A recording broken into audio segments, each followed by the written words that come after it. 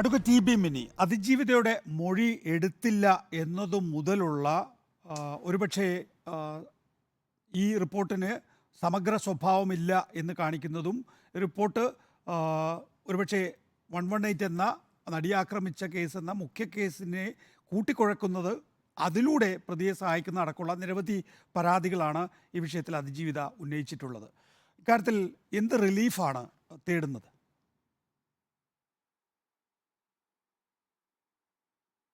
ഇതിൽ ഈ case writ petition കൊടുക്കുന്ന സമയത്ത് പറഞ്ഞിരിക്കുന്ന കാര്യങ്ങളെല്ലാം യഥാർത്ഥത്തിൽ ബഹുമാനപ്പെട്ട ഹൈക്കോടതി അനുവദിച്ചതാണ്. വളരെ വ്യക്തമായി സുവ്യക്തമായി പോലീസിൻ്റെ സഹായം തേടാമെന്ന് പറയുന്നതും പെറ്റീഷണർക്ക് അവരുടെ റിട്ടേൺ സബ്മിഷൻസ് കൊടുക്കാമെന്ന് പറയുന്നതും പിന്നെ ആരെങ്കിലും കണ്ടെത്തിയാൽ അത് നികേഷ് ഒന്നും ശ്രദ്ധിച്ചിട്ടില്ലാത്ത പോയിന്റാന്ന് എനിക്ക് തോന്നുന്നു.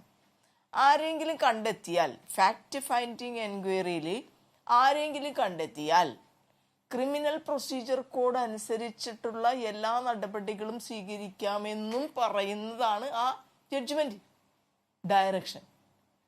അതൊന്നും പരിശോധിച്ചിട്ടില്ല. ഇതിൽ ഇപ്പോൾ ഒരു കാര്യം സമ്മതിച്ചല്ലോ, നികേഷ് റിപ്പോർട്ടർ ചാനൽ എത്ര കണ്ടംപ്റ്റ് കേസിലായി. നികേഷ് ഈ വാർത്ത റിപ്പോർട്ടർ ചാനൽ പുറത്തുവിട്ട് നമ്മൾ ഇതുമായി ബന്ധപ്പെട്ടുകൊണ്ട് ഞാനടക്കം ചർച്ച ചെയ്യുകയും ഇതിനു വേണ്ടി ഫൈറ്റ് ചെയ്യുകയും ചെയ്യുന്ന സമയത്ത് ഇങ്ങനെ ഒരു സംഭവമേ ഇല്ല എന്നാണല്ലോ പറഞ്ഞുകൊണ്ടിരുന്നത്. ഇപ്പോൾ ഒരു സംഭവമുണ്ട്, അത് സമ്മതിച്ചിരിക്കുന്നു. അങ്ങനെ ഒരു ഫാക്റ്റ് വന്നാൽ പിന്നെ CRPC അനുസരിച്ചുള്ള നടപടികൾ എടുക്കണം എന്ന് പറഞ്ഞാൽ അതിൻ്റെ അർത്ഥം പോലീസ് ഇൻവെസ്റ്റിഗേഷൻ മാത്രമാണ്. ഈ രാജ്യത്തെ പോലീസ് ഇൻവെസ്റ്റിഗേഷൻ സിസ്റ്റം ആണ് ഏറ്റവും നല്ല രീതിയിൽ കുറ്റവാളികളെ കണ്ടെത്തുന്ന പ്രൊസീജിയർ എന്ന് പറയുന്നത്. നമുക്ക് കോടതിയിലിരിക്കുന്ന ജഡ്ജിമാർക്കും കേസ് നടത്തുന്ന വക്കീലന്മാർക്കും ഒക്കെ ഈ ഇൻവെസ്റ്റിഗേഷനായിട്ട് ബന്ധപ്പെട്ടുകൊണ്ട് വളരെയധികം പരിമിതി, അതിൻ്റെ അറിവ് തന്നെ വളരെ കുറവാണ്. അതേസമയം ഇൻവെസ്റ്റിഗേഷൻ നടത്തി ആ റിപ്പോർട്ട് ഫയൽ ചെയ്യുമ്പോഴാണ് ജഡ്ജിക്കും വക്കീലിനൊക്കെ ഇതുമായി ബന്ധപ്പെട്ടുള്ള കാര്യങ്ങൾ പറയാനായിട്ട് സാധിക്കുന്നത്. അതുകൊണ്ടാണ് എല്ലാ കോടതികളും പറയുന്നത് ഇൻവെസ്റ്റിഗേഷനിൽ ഒരു കോടതിയും ഇടപെടാൻ പാടില്ല. അങ്ങനത്തെ ഒരു ഇൻവെസ്റ്റിഗേഷൻ നടത്താതെ എന്തായാലും ഒരു ഡിവൈസിലിട്ട് മെമ്മറി കാർഡ് കണ്ടു എന്നത് സമ്മതിച്ചല്ലോ. ഞാൻ സമ്മതിക്കണം, ഞാൻ കുറ്റം സമ്മതിച്ച്. നികേഷ് കണ്ടംപ്റ്റ് ചെയ്തെന്ന് കൂട്ടിക്കയറുന്നത് ഞാൻ കുറ്റം സമ്മതിച്ചു എന്ന് പറഞ്ഞാൽ നികേഷ് അകത്താണല്ലേ. ഇവിടെ ഒരാൾ പറയാണ് ഞാൻ കണ്ടു എന്ന് പറഞ്ഞാൽ ഉടനെ നടപടി വേണ്ടേ? ക്രൈമാണ് ചെയ്തിരിക്കുന്നത്, ആ ക്രൈമിന് അപ്പം നടപടി വേണം.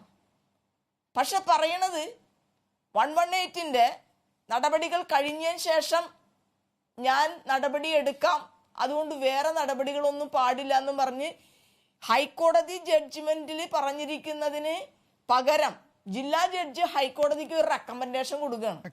ഈ നാട്ടിൽ നടക്കുന്ന കാര്യം ഈ ജുഡീഷ്യൽ സിസ്റ്റത്തിൽ അത് നടക്കൂ? അങ്ങനെ എല്ലാവരും പൊട്ടന്മാരാക്കാൻ നമുക്ക് പറ്റില്ല എല്ലാ കാലത്തും.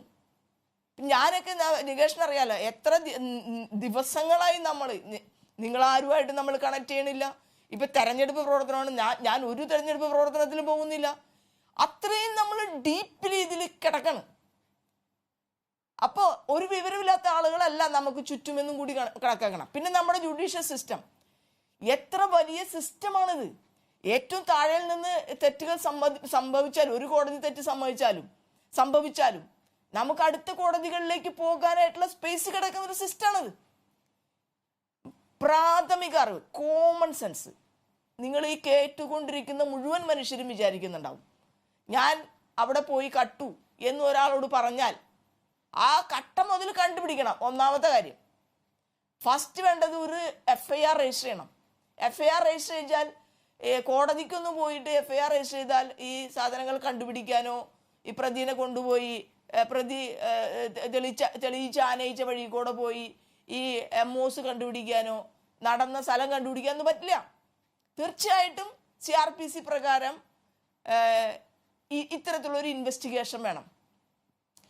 അവിടെ ബഹുമാനപ്പെട്ട ഹൈക്കോടതി അത് കൃത്യമായി പറഞ്ഞിരുന്നു. ഞങ്ങൾ ഈ കേസിൽ തന്നെ പറയാനുള്ള കാരണം അതാണ്. കാരണം കോടതി പറഞ്ഞ ഒരു കാര്യം വളരെ വ്യക്തമായിട്ട് ജില്ലാ ജഡ്ജി ഇപ്പൊ അന്വേഷിച്ചു, കുറ്റവാളികളെയും കണ്ടെത്തിയാൽ പിന്നെ അവരെ വെറുതെ വഴിക്ക് വിടാനാണ് നമ്മളിത് കണ്ടെത്തണത്. ഞങ്ങൾക്കൊരു കേസില്ലേ, ഈ പെൺകുട്ടിക്കൊരു കേസില്ലേ, ആ പെൺകുട്ടിയുടെ ഈ സെക്ഷൽ അസൾട്ടിന്റെ ചിത്രങ്ങൾ വീഡിയോയിലാക്കി, ആ വീഡിയോ മെമ്മറി കാർഡാക്കി, ആ മെമ്മറി കാർഡ് ആ കുട്ടിയെ എന്താ പറയുക മാനഭംഗപ്പെടുത്താനും അവരുടെ മൊറയിലെ തകർക്കാനും വേണ്ടി 8ാം പ്രതി എന്ന് പറയുന്ന ആൾ ചെയ്തു എന്ന് പറയുന്നതാണല്ലോ ഫസ്റ്റ് കേസ്. അതേ സെയിം സാധനം തന്നെയല്ലേ ഈ ജുഡീഷ്യൽ സംവിധാനത്തിലിരിക്കുന്ന ഈ ക്ലർക്കുമാർ ചെയ്തത്? അതെന്താ അച്ഛൻ റേപ്പ് ചെയ്ത കുഴപ്പമില്ല എന്നാണോ?